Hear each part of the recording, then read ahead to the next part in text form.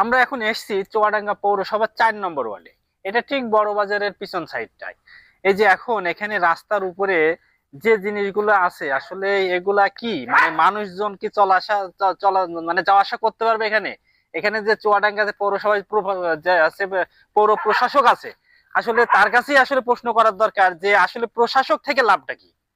আমাদের যদি যদি যদি মেয়র থাকতো আমরা বলতাম যে মেয়র তাহলে কি করে।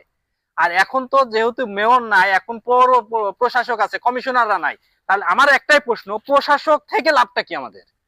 যদি রাস্তাঘাটে এইভাবে চলাচলের মানুষের বিঘ্ন সৃষ্টি হয়, আর এইভাবে যদি এগুলো পড়ে থাকে, এই যে কতদিন পড়ে আছে, আমার মনে হয় 1 সপ্তাহের বেশি, এগুলো দেখার কেউ নাই, তাহলে তো প্রশাসকের দরকার নাই, আমাদের পৌরসভাই বন্ধ হয়ে যায়। পৌরসভা বন্ধ হয়ে যাক, পৌরসভায় তালা মেরে দিক, আমার কাছে মনে হয় তাহলে জনগণ বুঝে নেবে যে আসলে আমাদের পৌরসভা বন্ধ, এখানে এইভাবেই পড়ে থাকবে। আর যদি পৌরসভা চালু থাকে তাহলে এগুলো উঠাতে হবে। ধন্যবাদ।